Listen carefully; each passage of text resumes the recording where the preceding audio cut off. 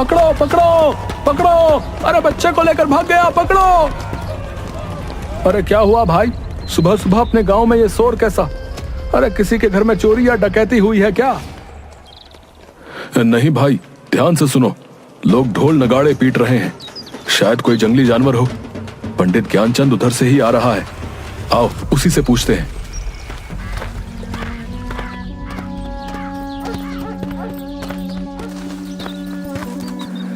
पंडित जी, ये कैसा शोर है? कोई जानवर गांव में घुस गया है क्या? अरे नहीं भाई, आज गांव से फिर एक बच्चा कोई जानवर पकड़कर जंगल में ले गया। हे भगवान, अब तो हमारे बच्चे अपने गांव में भी सुरक्षित नहीं हैं। पता नहीं क्या होने वाला है। सुन रही हो भाग्यवान, बंकू से कहना घर में ही रहे, इधर उधर खेलने ना जाए। पता नहीं जानवरों का यह आतंक गांव से कब खत्म होगा। सरताजपुर गांव में लगभग 6 महीने से जंगली जानवरों का आतंक बना हुआ था। इस कारण शाम होते ही गांव के सभी लोग अपने अपने घरों में दुबक कर बैठ जाते थे। कोई भी नहीं जानता था कि कौन जानवर ऐसा कर रहा है। कोई भालू का आतंक बताता तो कोई सियार का, कोई जंगल के राजा शेर को इसका जिम्मेदार ठहराता। इसी कारण सरपंच हुकुम चंद ने चौपाल पर एक सभा बुलाई थी। प्यारे गांव वासियों, जैसा कि आप जानते हैं कि पिछले 6 महीने से रोज कोई जानवर हमारे बच्चों को जंगलों में ले जाकर मार कर खा जाता है। हम उसी पर चर्चा के लिए आज यहाँ पर एकत्रित हुए हैं। सरपंच जी, आए दिन हमारे गांव से बच्चे गायब हो रहे हैं। अगर ऐसा ही चलता रहा तो गांव के सारे बच्चे मार डाले जाएंगे। हमें कुछ ना कुछ तो करना ही होगा। इसके लिए हमें पहले पता लगाना होगा कि कौन जानवर ऐसा कर रहा है, ताकि हम लोग उस जानवर से छुटकारा पा सकें। यही ठीक रहेगा, क्योंकि जंगल में तो सैकड़ों जानवर हैं। हम किस किस को अपना निशाना बनाता रहेंगे? लेकिन इसका पता लगाएगा कौन कि किस जानवर की यह करतूत है? इसके लिए एक दल बनाना होगा जो जंगली जानवरों के गांव में प्रवेश पर नजर रखेगा। हाँ, यह ठीक रहेगा। मैं और कल्लू बाबा दोनों मिलकर रात में पहरा देंगे और पता लगाएंगे कि कौन सा जानवर हमारे बच्चों को गायब कर रहा है। तो ठीक है, फिर अगर तुम दोनों पता कर बता देते हो तो तुम्हें गांव की तरफ से 100 स्वर्ण मुद्राएं मिलेंगी, ठीक है? मरेगा, एक दिन सब मरेगा। ए बगले, चल भाग यहां से। जब से हमारे शमशान में रहने आया है, तब से ही पूरा गांव समस्याओं से घिरा है। भोगा एक अजीब सा डरावना व्यक्ति था, जो पिछले 6 महीने से शमशान में आकर रहने लगा था। कई बार शमशान के कुत्तों को मारकर खाते हुए देखा गया था। कुछ लोग इसे औघर बताते थे। कल्लू बाबा और जग्गी रात में गांव के बाहर पेड़ के मचान पर चढ़कर पहरा दे रहे थे। तभी सुबह करीब 4 बजे जंगल की ओर से कुछ खरखराहट की आवाज आती है।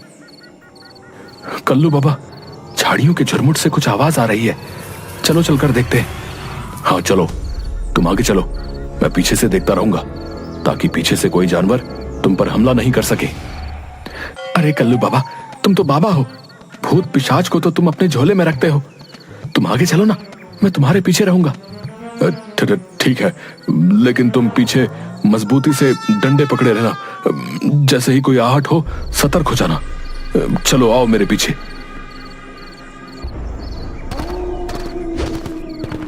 भूत पिशाच निकट नहीं आवे, महावीर जब नाम सुनावे।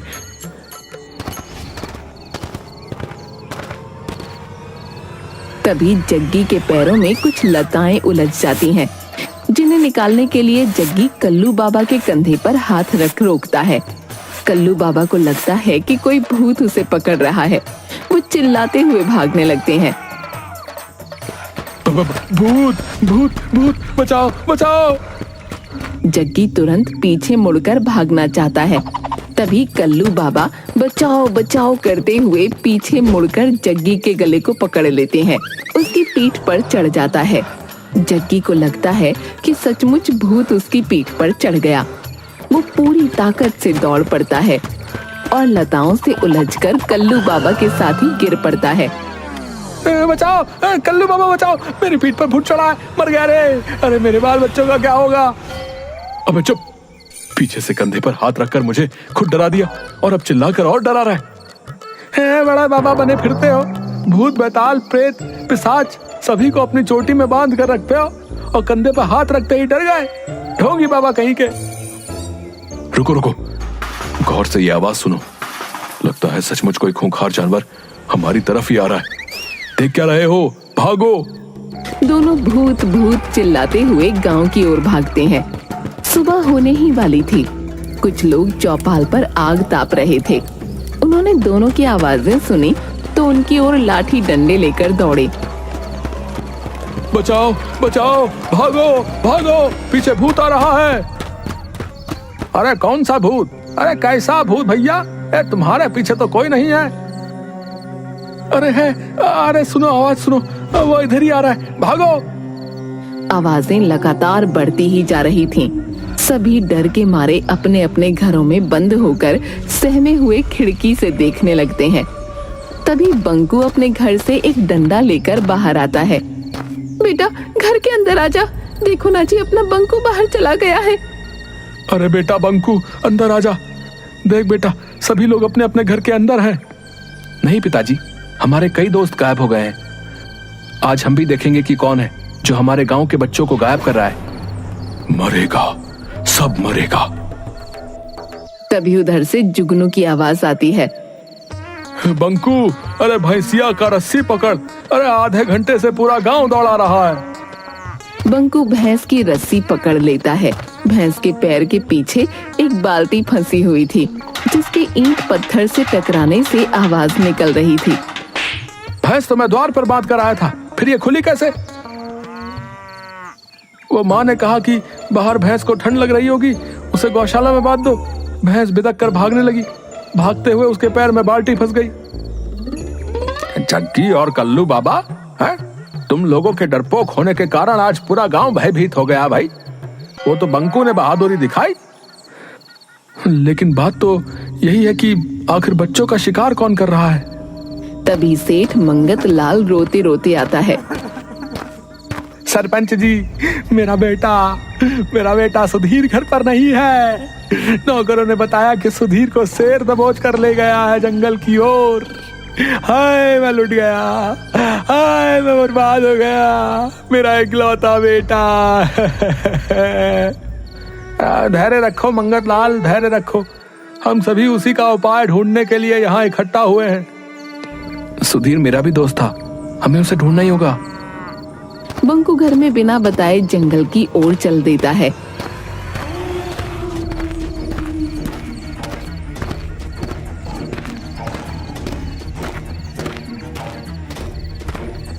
एक नदी किनारे रुककर बंकू पानी पीने लगता है।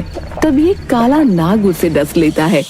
उसी समय तपस्वी देवराज वहां से गुजरते समय बंकू को तड़पता देख उसके पास आ जाते हैं।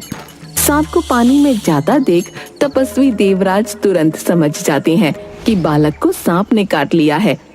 वो अपने हाथों से डसे हुए स्थान पर हाथ फेरते हैं। बंकू तुरंत उठकर बैठ जाता है। तुम कौन हो बालक? इस घने जंगल में कैसे आ गए? प्रणाम महाराज, मैं बंकू हूँ। मेरे गांव से प्रतिदिन एक बच्चे को इस जंगल का शेर लाकर मारकर खा जाता है। मैं उसे ही खोजने आया हूँ। तुम्हारे इस नेक कार्य से मैं प्रसन्न हुआ। जाओ, मेरा आशीर्वाद है कि कोई भी तुम्हें मार नहीं सकता। जानवर के सामने तुम में उससे 10 गुना शक्ति आ जाएगी। बंकू वहां से चलकर शेर की गुफा के सामने उसके गांव के बच्चों का बहुत सा कपड़ा पड़ा दिखाई देता है। वो जोर से चिल्लाता है, बच्चों का शिकार कर खाने वाले कायर शेर, बाहर निकल। दम है तो मुझसे मुकाबला करके दिखा। अबे पिद्दी बालक, भाग जा यहाँ से। शायद तू मुझे नहीं जानता। मैं कायर नहीं, मैं जंगल का राजा शेर हूं। जा, इस गलती के लिए मैं तुझे माफ करता हूं। जा अपने गांव लौट जा। अच्छा, तो अभी भी बड़ी बड़ी बातें निकल रही हैं। क्या राजा का यही काम है कि निरीह बच्चों को चुपके से उठाकर ले आए और उसे खा जाए? एक बार कह दिया ना कि मैं ऐसे कायरों वाले काम नहीं करता। शायद तुझे तुम्हारी मौत यहां खींच कर लाई है। क्यों? एक बालक के सामने अपने कुकर्मों को बताते हुए शर्म आ रही है? बस बहुत हो गया, अब मैं और बर्दाश्त नहीं कर सकता। शेर छलांग मारकर बंकू को दबोच लेता है। दोनों में गुत्थम गुत्था हो जाती है, लेकिन कुछ ही पलों में बाजी पलट जाती है। तपस्वी देवराज के दिए हुए वरदान की वजह से बंकू शेर से जीत जाता है। कौन हो तुम बहादुर बालक, और मुझ पर ऐसा इल्जाम क्यों लगा रहे हो? मैं सरताजपुर में रहता हूँ, जहाँ से तुम कल भी मेरे दोस्त सुधीर को दबोच कर ले आए हो, जिसका प्रमाण तुम्हारी गुफा के सामने पड़े कपड़े हैं। हाँ, इसको तो मैंने भी देखा है, पर ज्यादा ध्यान नहीं दिया। शेर तुरंत अपने गुप्तचर सियार को बुलाता है। गुप्तचर सियार, पता करो कि कौन मेरी गुफा के आगे ऐसी घटिया काम करके कपड़े फेंकता है। महाराज, ये काम किसी आदमी का है। देखिए, कोई कपड़ा फटा हुआ नहीं है, सभी कपड़े सही सलामत खोले गए हैं। जबकि अगर जानवर करता तो कपड़ों के चीथड़े होते। देख लिया, कोई हम जानवरों को फंसाने के लिए ऐसा काम कर रहा है। ठीक है, लेकिन आखिर ऐसी घिनौनी हरकत कौन कर रहा है? मैं सामने पेड़ पर से आज रात नजर रखूंगा। रात भर बंकू मचान पर जगा रहता है, लेकिन वहाँ कोई नहीं आता। करीब 4 बजे उसे नींद लग जाती है और वो सो जाता है।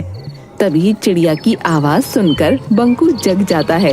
वो देखता है कि कंबल ओढ़े हुए एक आदमी सुधीर के कपड़ों को शेर की गुफा के आगे फेंक रहा है।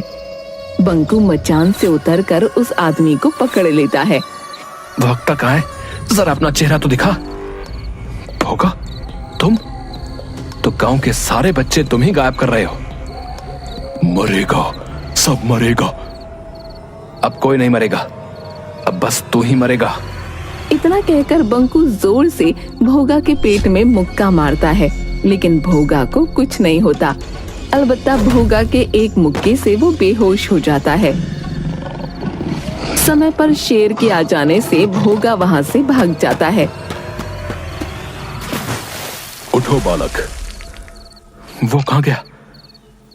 वो तो भाग गया। बंकू तपस्वी देवराज की कुटिया पर जाकर, प्रणाम महाराज। आदमखोर शेर को मार डाला तुमने? नहीं महाराज, आदमखोर शेर नहीं, आदमखोर शमशान में रहने वाला भोगा है। लेकिन आपके वरदान ने उस पर क्यों काम नहीं किया?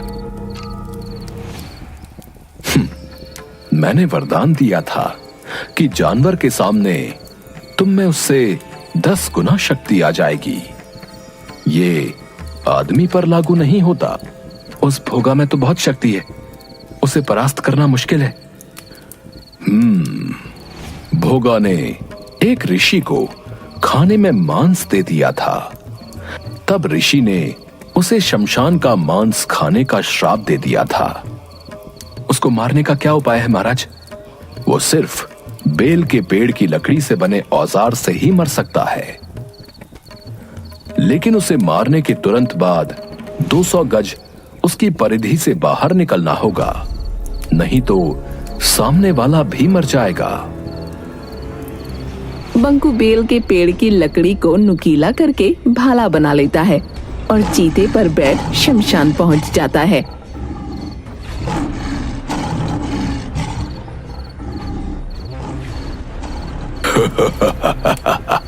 आ गए, आज तेरी मौत तुझे यहां खींच लाई है। अभी तुम्हारे दोस्त सुधीर को ही खाने जा रहा था, लेकिन अब पहले तुझे खाऊंगा। चीते, तू भाग जा, नहीं तो तू भी मारा जाएगा। पहले तू बचकर दिखा, ये ले। बंकू भाले से कई बार वार करता है, लेकिन भोगा को कुछ नहीं होता। बालक, हो गई हसरत पूरी। अब तू मेरा शिकार बनेगा।